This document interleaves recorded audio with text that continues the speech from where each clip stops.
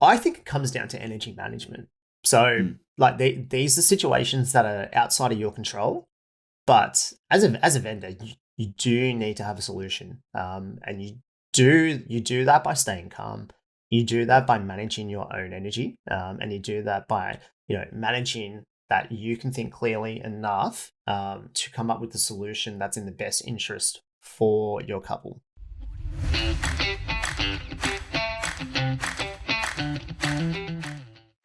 Hello and welcome to another episode of the Make It Epic Wedding Podcast. You're here with Tim and Matt. Mate, how are you? It's been a while. What's been happening in the world of Matt Ashton photography?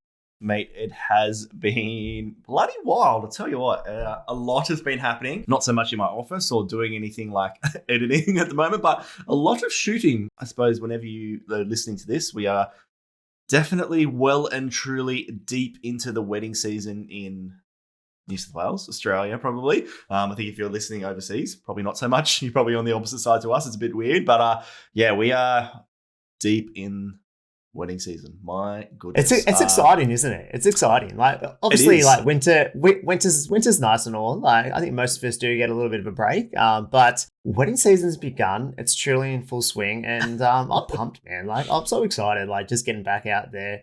Shooting, getting back out there, meeting some epic couples, shooting with some cool vendors, and just having a good old time. I find like when wedding season begins, it's like, I don't know, it's exciting. I love it. I absolutely love it. I've got a wedding today, straight after this. Yeah, I know. And we're like trying to like sneak in some recordings. We thought we were being really smart and like trying to get a couple like ahead, and we were really good and being like, on top of the recordings and making sure you guys are getting weekly episodes still. And then all of a sudden we look down and we're like, oh, we're almost out of pre-recorded episodes and we really need to get kind of on top of this again. So we're sneaking in episodes as much as we can. I think I got home last night by the time I went to sleep, it was about 2 a.m. and it's currently 8:30, 9 o'clock in the morning, and we're back at it and we're smashing out a couple of episodes for you guys. So Tim's running off to a wedding today. I've got a little bit of editing to do. I've got a day in the office, which is good. But you know what I like most about being busy and being, I suppose like busy is the wrong word, but just having like a good amount of weddings on at the moment is that like you get to learn and adapt and change the way that you shoot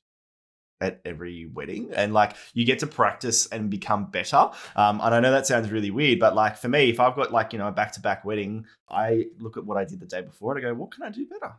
And even though I've shot, I don't even know how many weddings, well over 300 weddings now, for me, I'm like, I still want to learn. I still want to adapt. I still want to make sure that I am doing better. And it's not to say that the wedding before was bad or anything like that, but I'm always trying to push myself to do new things, to change it up, and to become a better photographer.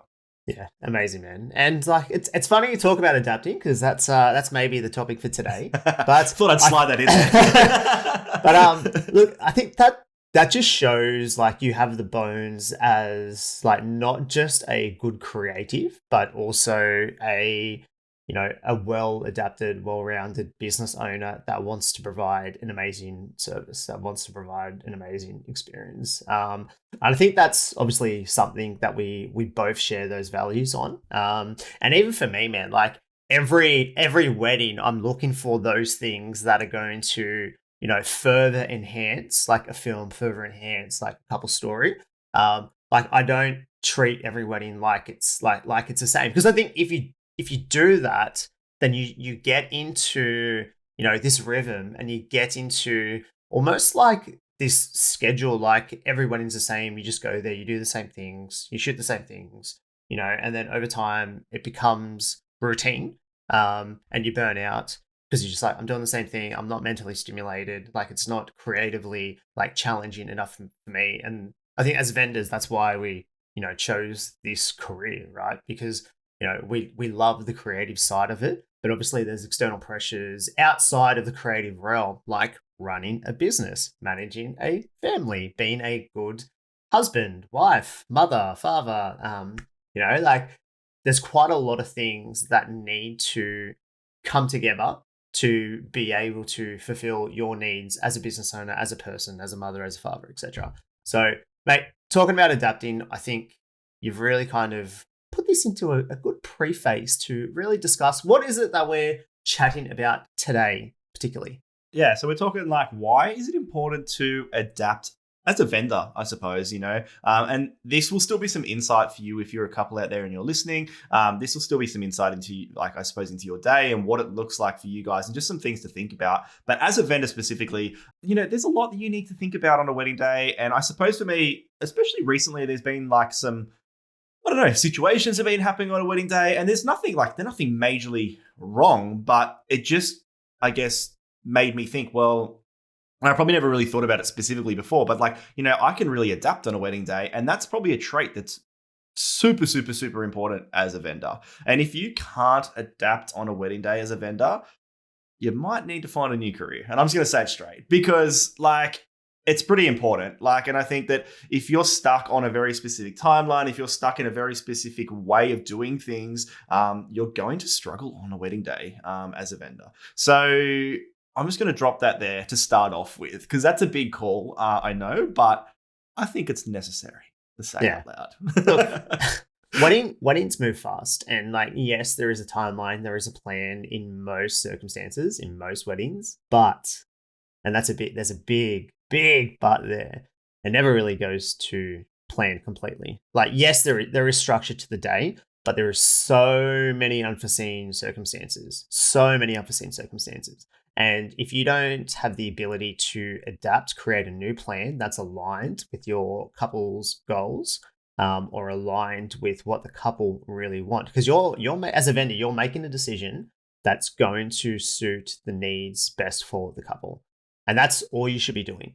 Right? You're there, paid as an expert, as someone who has expertise in your creative realm or wedding, in your wedding business, to make a decision that's really going to suit what the couple really want. And to not, I suppose, and this is the big thing about adapting, is that you can't really get the shits about it. Like, you need to be professional, like create a new situation that allows them to be as close as possible to their original plan, but allow your couple to still have an amazing experience, an amazing day. Absolutely. Like, I think that for me, like, bringing it back to kind of like as well, like past experiences for me, I think like I've had a lot of people and a lot of couples probably say to me, "Oh, Matt, you're so chill on the wedding day," or "Matt, you're so much fun," or "You really understood what we wanted." And I think number one for adapting is like a bit of that comes with experience, right? I would say majority of the time for me, the reason why I feel like I can be so chill or I can have fun or I'm not too worried about what's going on around me is probably because I would say 99% of the time we've seen it all before, right? And that is something that only comes with experience, and only comes with probably not trying to sweat the small stuff on a wedding day, when everyone else is when everyone else is flapping their wings around you. Like, it's one of those things where it's just like, I've seen it. It's okay. We got this, Yeah. I would say recently there's probably been a bit of a like weather situations. Like, we've had some wild weather where it's been like, 40 degrees one day, and then the next day I shot a wedding and it was like 15. And so like that's a massive, like, for me, just to adapt between those 2 days is huge. But for a couple on a wedding day, no one goes to their wedding day expecting in October that it's going to be 40 degrees one day, or if it is 40 degrees one day, the next day they're getting married and it's 15 degrees. Like, that's a massive drop in temperature.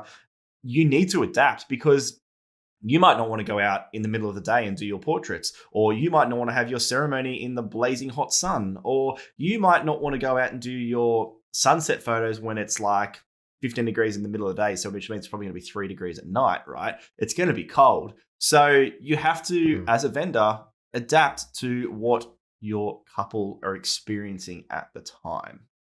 Yeah, for sure. And there may be times, outside of weather where, cocktail hour is pumping and the couple have seen everyone having a bit of fun, and you're like, oh well, we gotta do portraits. But I think sometimes like it pays, like, even though the run sheet says, this is time for bridal portraits, and you enter the reception at 5:30, 6 o'clock, whatever it is.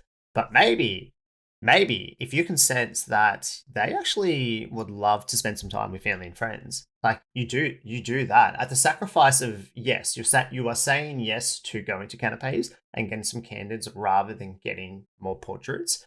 But if you can have the ability to foresee that, well, if you're going to have a bit of a sunset, or if you don't need as much time to get the portraits that you do need, communicate that with the couple and be like, hey, like, let's go to canapes for 5, 10 minutes, 15 minutes, whatever it is, and come back out when maybe the light is a little bit better. Absolutely. And that's, yes, like you may be able to tell them that, but you're foreseeing that, they'll have better photos, better videos, because the light will be a little bit lower, a little bit softer. It's little things like that. And, you're phrasing this to the couple to enhance their experience, but also you're getting what you want, which is a better creative outcome for them. Yeah, absolutely. And I think like the more that you put the couple at the forefront of your mind, the better the outcome will be for everybody involved, Yeah, like, I don't know. I've definitely worked with a lot of vendors. Obviously I work with a lot of photographers. You work with a lot of videographers. And like, not throwing anyone under the bus, but like you can feel the stress and you can feel like the energy, like just portraying from them, right? And it has such an impact on the wedding party, on the couple, on the whole wedding guests. Like, you can just feel that energy, and like it does change it. And that's why, I'm quite vocal in how I say, like, as a vendor, like, your energy is what's going to, make or break your experience with the couple. Yeah, absolutely.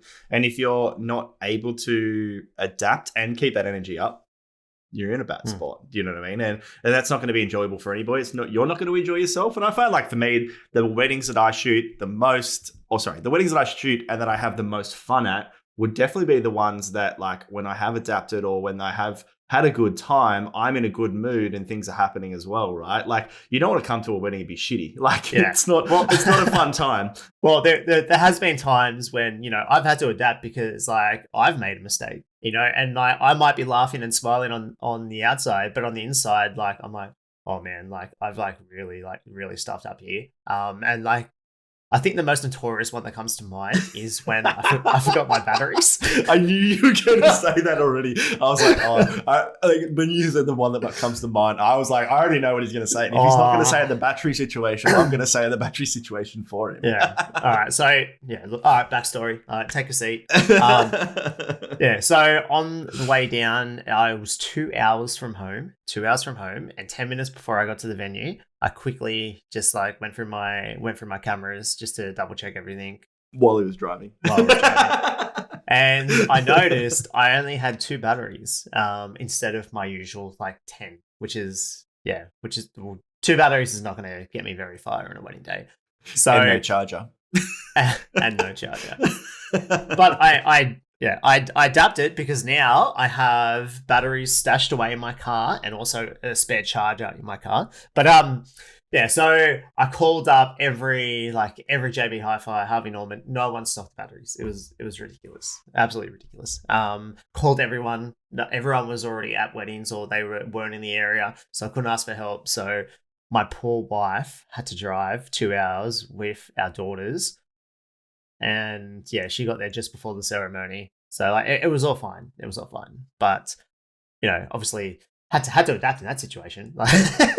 And you had to do some sucking up to our poor Kate because oh man, like shout out to my wife. Like what an absolute champion. Let's just call her Superman or Superwoman from now on. Hey? Oh man, yeah. Like with 2 kids as well. Like save the day. Yeah.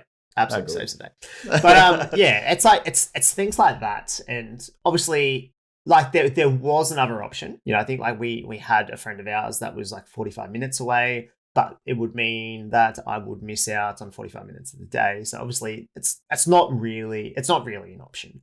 But I know you could have like backed up. Like we had some friends at the venue. You could have backed up video for me for a little bit. But it's just there. It's little things like that. And I think until you start to really go through the notions of like doing this time and time again, you start to see like all these situations occurring or things occurring, not just from batteries, where you need to be prepared. And even though it could have potentially been bad, like I didn't portray that poor energy to the couple.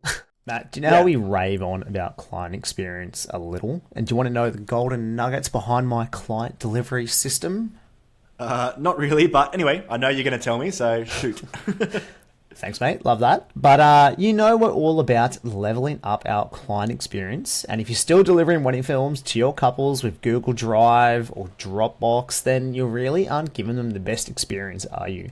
And this is why I use VidFlow. It's a pay-per-use online platform that allows you to deliver on-brand websites with your very own domain for each of your clients while still being incredibly affordable.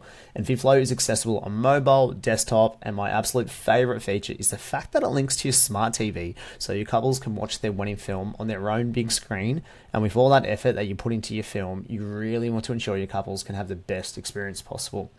So use our code MakeItEpic20 for 20% off your VidFlow yearly premium membership. Yeah, I actually just was thinking about it then. I got I'm just going to give you a quick little maybe a little story. I shot a wedding a few weeks ago, and this is just, I guess, like the difference between maybe if you don't know as a vendor, if you don't know how to adapt, or if you do know how to adapt, or if you can just kind of like, even sometimes when we're talking about adapting, it's kind of going with the flow and making sure it still works and making sure your couple is happy. And that's kind of the tact I'm going with here for a minute. Just bear with me. And this was a wedding. It was an absolute epic wedding that I shot with one of our good mates, Isaac from Bloom Films. Shout out to him, legend. And me and him got a joint email yesterday, and I was reading it last night, and I was like, wow, this is amazing. So shout out to Lauren and Kurt. Their wedding was, wow, it was wild. I'm sure that I'll share some photos and stuff soon on the socials because it was amazing. These guys had like a 3-day wedding festival. It was pretty nuts. But specifically the day of their actual ceremony, there was so many things going. Is the word wrong? I don't know. Not to plan, let's just say. So it was outside of Goulburn. It was freaking freezing, like holy dooly, like so cold, icy winds. And it wasn't like the ideal situation for these guys when it comes to that. It was very windy, very cold. The power at the venue kept dropping in and out every 2 minutes, so which meant that the cooks couldn't cook the food properly. The gas heaters ran out of gas because it was so cold. Everyone was cranking them. No one was dressed appropriately for like 10 degrees or less temperatures. And then it was like almost like it started spitting with rain as well. So they had marquees and things like that. But I just wanted to I'm going to quickly read you guys. So this email that she sent us yesterday, because for me, I found that I needed to actually say to like Lauren and Kurt a couple of times, like, hey guys, just like, let's just stop for a minute and take a big deep breath, because everyone around them was like kind of complaining to them, to be honest. There was vendors complaining, there was guests complaining to them, like their bridal party was asking them questions. There was a lot happening, and we were trying to do portraits. And so she just wrote, not only that you helped Kurt and I stay calm and breathe when things were blowing up around us. Honestly, we'll be forever grateful for that. But you also made us aware a lot around the time that we were hanging out with you guys that we needed to stay calm. And I think that that's huge, right? And then they also said, like, there was so much stuff happening around us, like losing power, or the gas heaters not working. There was some like issues with some vendors and things like that. There was a gazillion issues also between all that. But there were many points where we felt overwhelmed, and particularly when people were coming up to it every 5 minutes to report all of these problems to us. And I'm like, I could have identified that from a mile away that was going to ruin the vibe, right? So then, and she literally said to us, she's like, this could have completely ruined our day because we were really struggling to relax. However, both you and Isaac quickly identified this, and within seconds turned into almost extra bodyguards / extra coordinators on the day, and it was incredible. Honestly, changed the entire course of the day. You literally protected us from everyone being annoying AF. Ran around sorting out all the issues and spot fires that popped up, and all did this while managing us and absolutely nailing your own jobs. You guys are absolutely amazing. And so, like, for me, I'm like, that's awesome. Like, and the reason why I say that story is not to be like, oh, look at us, we're sick, but they're literally just telling you guys that, like, if you're out there and you're listening, these are common problems that happen at a lot of different weddings, and they may not all happen at the same wedding. Like, that was pretty unique when there was like 5 or 6 fairly large problems going off at once. But it just comes back to the fact that, like, trust in your vendors. Right, we say it so often, but it is so true in so many different circumstances. Yeah, 100%. And like, if you're not trusting your vendors, that's a big problem. But also, if you haven't picked vendors or if you haven't got vendors with experience, those vendors may not know how to adapt in that situation. There's plenty of vendors I've worked with in the past. If all of this stuff was going off, they would have been going off too, kicking up a stink, Like, we didn't get fed until about 9 o'clock that night because food service was taking so long. So there literally was like, we were an hour behind on schedule because food took an extra hour to cook, right? So we missed out on that, So there's just these little things where it's like, well, at the end of the day, it all happened. It all worked out. It was probably one of the wildest, booziest little receptions I've had in a long time because no one got fed on time. So everyone had a few too many drinks, but it was fun and it all worked out. So well done. It's one of those things. Yeah. It's interesting. It's not too dissimilar, I suppose. Like that's definitely a unique situation as well. But like it's actually not that uncommon as well. Like we see these things where it could be related to like the weather, it could be related to another vendor, like it could be anything. But I think there's a big difference with vendors with experiences that they'll foresee that and they'll protect your energy and protect like your vibe by making sure that it doesn't impact your day. And like it's quite often, like especially with like the Zilla personality types as well, we need to like on the day we need to make sure that like if something is impacting timing or impacting the run sheet or impacting potentially the couple's behavior or energy, like you need to be able to like have a clear plan in how to protect them from that or have a solution to what it may be. So, the Zilla does not come out on their wedding day. Because quite often I'm like, look, we've planned for this, especially if you have a coordinator or a wedding planner and we've got a run sheet, like obviously they're going to help immensely in those situations. But for those weddings that don't necessarily have that, and sometimes the pressure can fall back on them, like I try and tell them, like, don't worry about the timeline. Like, don't worry about it. Like, just let us like do our job. We'll manage it and make sure like it's aligned with what you want, and just enjoy your day. Like, you don't need to know about it. Just enjoy your day. Absolutely. And I was just thinking then when you were talking about all that, like we probably should point out that like if you have a wedding coordinator or if you are a wedding coordinator and you're listening, props to you guys because I find that like you cop a lot of this on a daily basis. Your job is to adapt, right? Yes, it's to coordinate the wedding, but a lot of the time, any issues, people go directly to you. Me and Tim, as videographers, photographers, we do tend to see it because we are with the couple more and we do hear things more often, and we can adapt because of that. But I would say, planners out there, give yourselves a pat on the back because your job is literally to adapt to every single situation. Like how many times, even I think you said it to me the other day, like, there's been some planners you've worked with recently who, because of weather situations which we've been talking about, like from high temps to low temps to rain to whatever, there's been some vendors running off their feet, especially these coordinators, trying to get some stuff sorted so that their couple still has a perfect ceremony, 100%. And it's strange, like if we go to a wedding and there's an on-day coordinator, you're like, oh wow, this is so nice. Because we palm all our problems off to them. You're like, oh man, like you guys work so hard, especially if there's weather changes. Like there's a lot of decisions that need to be made in a very short amount of time. And I really think like those coordinators that can, avoid asking a million questions like to the couple, and just making the decision, that relieves a lot of the stress leading up to, especially like up to the ceremony, is huge. But then when you go to weddings when there's no on-day coordinator and you're like, you're kind of working overtime. Yeah, absolutely. So maybe let's just start to like wrap it up. What is your have you got one golden nugget, one piece of advice? If you're a vendor out there and you're listening to this and you're like, all right, Matt and Tim, this sounds amazing. I want to learn how to adapt. Have you got one piece of advice? Yeah, I think it comes down to energy management. So like these are situations that are outside of your control, but as a vendor, you do need to have a solution. And you do that by staying calm. You do that by managing your own energy. And you do that by, managing that you can think clearly enough to come up with the solution that's in the best interest for your couple. I literally had that, I was hoping that you were going to say that because I literally had exactly the same. I was like, the first thing that popped in my head was stay calm.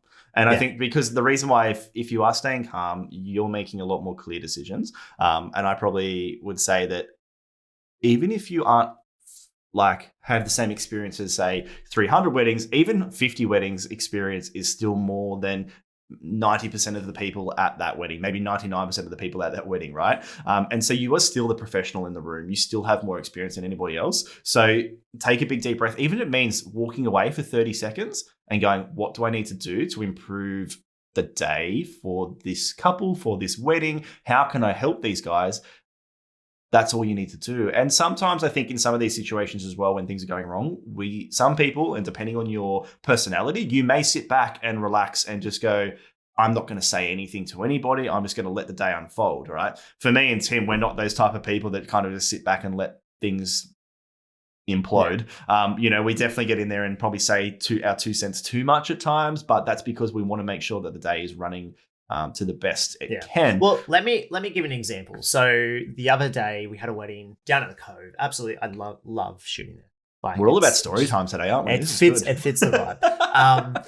But like the morning was like nice. It was warm, and then suddenly the weather changed like almost instantly. We had like 50-kilometer-hour winds. Like it started raining. It was cold. Mate, I had my Catman Dew jacket on. Oh, me too. I was shooting the same day as you. I was literally shooting around the corner and we got hail. I was like, what's going on here? It was so weird. Anyway, sorry, keep going with your story. Yeah, that's all right. Thanks for interrupting.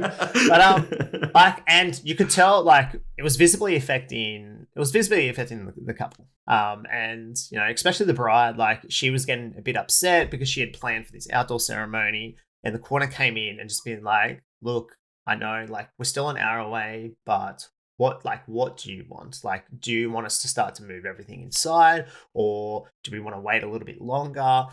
And she's like, look, let's just move it inside. Like, it's still beautiful inside. We'll do that. And then like, obviously she was a little bit upset, but like, obviously I can't change the weather, but I could tell that her mood was changing and her behavior was changing. So obviously I sat her down, spoke to her, like gave her a drink and just like essentially just tried to hype her up. I'm like, it's going to be an amazing day. Like regardless, like the weather's not going to change anything. I'm like, there's still like, even if it is raining, like we can still go into a room. We can have some fun with some lights. Like these guys were professional theater performers. So I'm like told them about a couple of things that like we could do. And they're like, really like, let's do a performance in here. And like, it'll be so sick. And then she started like hyping up as well. And she's like, oh my God, like I absolutely needed this. And the photographer was like, man, like you're a hype man. You're a hype man. But like it changed the mood in the room. It changed the energy. All the bridesmaids were like having a ball. It was raining outside and they're sitting there cheersing on, this is going to be the best day ever. And like, it was that almost like manifesting like that positive energy, allowed the clouds to just like completely dissipate, and then the sun came out, and like it was we got a good amazing sunset that afternoon. Yeah, I know. And we had the most epic sunset. Like it was so good. Like, but like sometimes like as a vendor, you can't do anything other than like help manage your couple's emotions. Yeah. And I think that's like a massive thing just to kind of like finish off on, is that like if you can see that a couple is stressing or worried or any of that, I think it's okay to be the professional in the room and to go over to that couple and just be like, hey guys, just like I can notice this is going on. Can we just take a big deep breath? Can we, like this is what I think we can do in this situation. This is whatever it may be, depending on that situation that's currently happening. Be the professional, point it out. I think sometimes when you do point it out to couples, they go, thank you so much. I really needed that. You are amazing. Done. Like, and it really improves the position of the couple. They actually trust you a whole lot more too, because they're like, wow, this guy or this girl actually really cares about what happens on my wedding day. And I think as vendors and as professionals and as like service providers, like if we can serve our couples best and better, let's do it. So 100%. Hopefully today's episode has helped you guys to, I guess, just point out that adapting is very, very important as a vendor. And if you're not adapting on a wedding day, because not every single wedding day goes to plan, not every single wedding day is the same. And that's why we love shooting weddings. you probably need to learn how to adapt more and really lean in on your experience. Really trust yourself as a vendor and as a professional in the room, because a lot of the time these couples that we are shooting are nervous. They're worried, they're anxious. There's a lot going on a wedding day, and we need to be the ones that stay calm. We need to be the ones that can help them improve their wedding day, no matter what kind of situation is going on. Yeah, absolutely. You need to be the guide in all sorts and all forms. So hopefully you've been enjoying today's episode wherever you are listening from. If you want to give us a little bit of a review, a bit of a shout out, any of that, please jump over to, I think Apple is still the best place to leave a review for us. We always love to hear from you guys. Otherwise, send us a DM on Instagram or something like that. We'd love to hear from you. But until next week, we'll speak soon. Bye.